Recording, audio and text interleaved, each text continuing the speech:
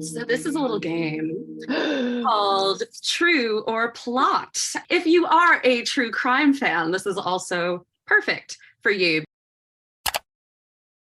Hello, fellow readers. I'm Alexis, and this is the Tandem Collective YouTube channel.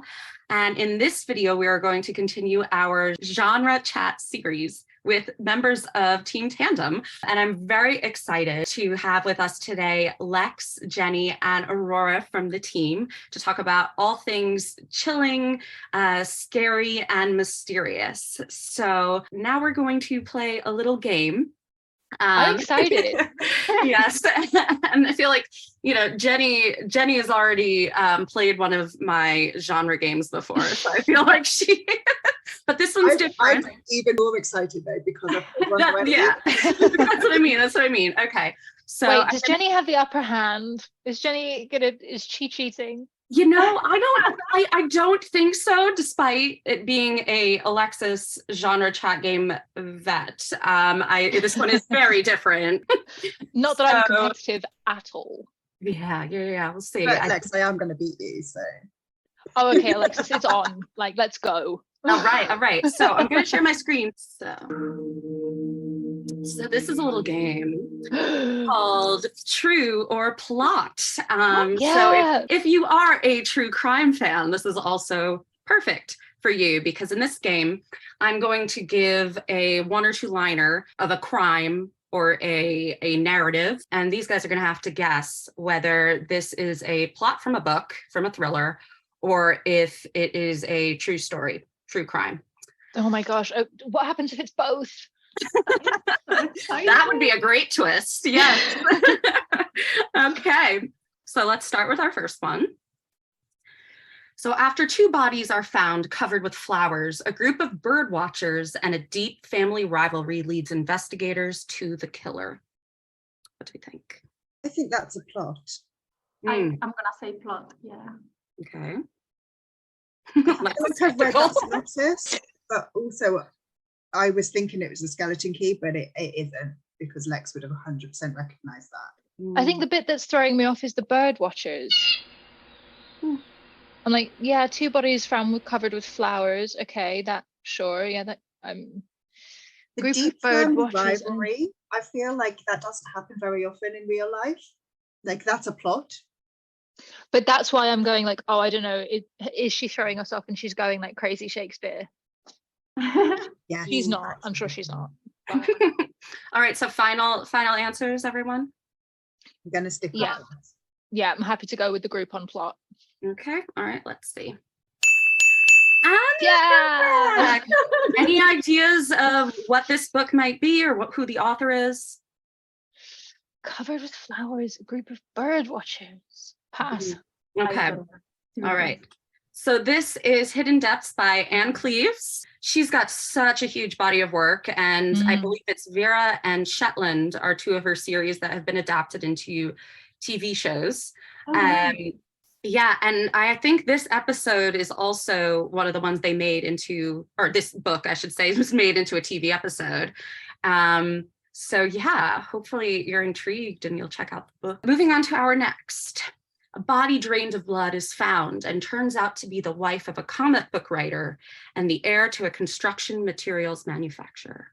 I don't know why, but I'm saying true. Same. There is no logic behind that. That's what your gut is saying. And gut instincts are important in the thriller world, aren't they? Yeah, I'm gonna say true crime as well. I'm curious, Lex, if you're trying to analyze this for elements of a thriller, or if you're going through your Rolodex of thrillers. A little bit of both, but I think I'm also just very suspicious of you and the clues in general. Oh. Well, because I'm like, oh, okay, this sounds like a book until I get to and heir to a construction material manufacturer, because I'm like, well, why is that relevant? Why is that useful? Unless it's like a huge business conglomerate. But I also I could be absolutely talking out my ass. I'm taking this game too seriously. That's what makes it fun. No, I'm going plot. Okay. So final answers. We have plot and True crime. Yeah, I'm going to stay with true. okay. I don't know why. And the answer is true. Oh, damn it. That is true. I was like, comic book writers. Absolutely not. It's going to be. Yeah. So this guy who's a comic book writer did this horrible, terrible thing to his wife. I put in the clue construction materials manufacturer because I thought that sounded, well, the air part I felt like sounded like a plot. And also like that's the kind of like plastic sheeting that you see in a lot of like thriller TV shows with serial killers and that kind of thing. So it's trying to throw you off that way. Wow. I mean, you did. You threw me off. I'm in a curve. All right. So moving on. Series of disappearances in a park popular for chess players is connected to a 9-year-old university murder and a chessboard with numbers on every tile. I totally read that as a 9-year-old murderer. Oh gosh, no. I was like, I was worried about that actually. I did think, like a university murder from 9 years previously. Yes, I'm a chessboard with numbers. You know, reopening one of I'm those. gonna say Yeah. plot. Mhm. Yeah, I was going to say true until the second chessboard reference came in. Mm, Yeah. yeah, that makes me think plot. Okay, those are your final answers. Yes. Yeah. Plot. I'm trying to keep like the most straight face possible, you guys. Okay, and the answer is true. Well, So this is actually Alexander Petrushkin, or the chessboard killer. You know, there were a lot of disappearances in the park where like chess playing was popular, you know, in those like public chessboards. And it was him, but he didn't get caught until many years later, and police discovered this chessboard he had. And his goal was to kill 64 people, one for each tile. So he killed at least 61. And then he also said, though, if he finished this board, he was just going to start another one. So Oh my god. quite chilling. I feel like all of my listening of true crime podcasts has not equipped me well enough. They said he was like one of Russia's most famous serial killers. But yeah, and like he was like a chess prodigy as well. Like he would play in that park when he was a kid with his grandfather. So it like all comes back to chess. Happened in Russia. The murders. Yeah, it was all in Russia. I mean, chess, it would happen in Russia. There's going to be like a chess serial killer. Oh my God, Alexis, are you getting a musical theatre reference into everything that you do? Oh, chess. I didn't even think of that because that's actually, shocker, musical I'm not super familiar with. But thank you for doing it for me. You're so welcome. Okay, next one. Investigators connect the killings of blonde and redhead women to an email offer asking recipients to choose between red or white wine. What? Oh, Very strange. You know, I think I'm going to go true.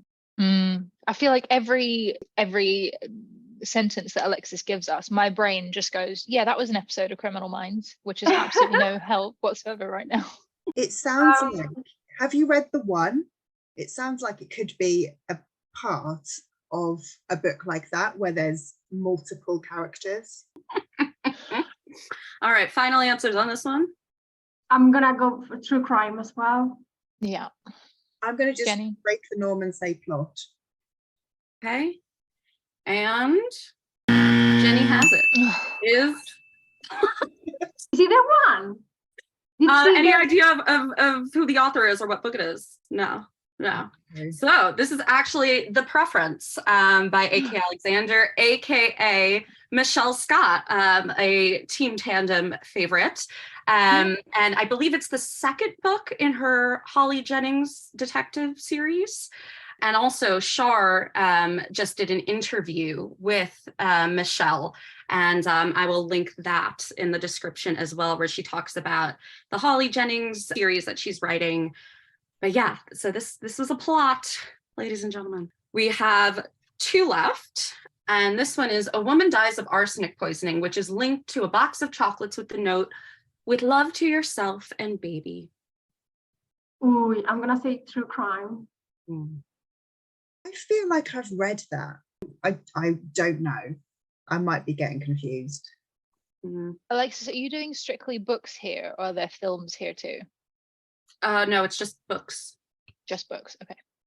I just feel like arsenic is such a, like, it's almost a literary trope in itself. That might be why I'm thinking I've read it. I feel was like thinking we that did- Cary Grant film. Oh, with the two old ladies, they use arsenic in that one. And they're Is it seeing called these two Arsenic sweet and Old little old Lace? ladies. Oh yeah, arsenic and old lace. Duh. Okay, thank you. You're welcome. Okay, I'm gonna go fiction Mhm. because it seems quite like poetic and lyrical, and arsenic makes me think of like old school murders. I feel like if somebody was going to be poisoned, it's probably the Russians, and they're probably using pine. With the chessboard killer, yeah. Yeah, well, exactly. Okay, so we've got one for plot, Aurora for true, and Jenny True. for plot. But Plot, and it is. Oh my god! Got it. So I mean, this is a challenging one. it was an old school one, wasn't it? 1904. Yeah. Hey, you know, I never gave you a time period range. But yeah, so this woman, she sent from California to Delaware, she sent this box of chocolates to her husband's mistress. It was actually the first, I think, murder to be prosecuted like in multiple states in the US and like multiple jurisdictions. So this woman and her sister at this party, they ate the chocolates and they died, and a bunch of other people at the party were very, very sick from it. So yeah, sure. There you go. Last one. A fatally injured man is found on a golf course. His last words and a photo in his pocket leads to a sanatorium. I haven't read it, but sanatorium is too obvious for this one, isn't it? I've read it, and this isn't the sanatorium. Hmm. I mean, having said that, now that thing's happening to me where I'm like, no, I know what happens in that book. And my brain's like, do you? They go on holiday and are staying in the sanatorium, aren't they? And people start. It's a hotel opening Yeah. in an old sanatorium, but I'm pretty sure there's no dead man on a golf course. Twist. I'm thinking it's a plot. I'm thinking it's fiction. We all I'm think. gonna go with plot as well. Yeah, I feel like regular people don't wander around with photos in their pockets that could lead to an asylum of some kind. Yeah. All right. But my track record in this game is not good, so potentially just go against whatever I vote for. Okay. So are we all saying plot? Plot. Okay. Yes. And we're ending on a high. Yes, unanimous. Correct. Any ideas of what this is? No. No? Okay. So this is actually an Agatha Christie. Oh my god, I have that book. I have that book. Yeah, why didn't they ask Evans? Actually, and the reason I put it in is because it was here.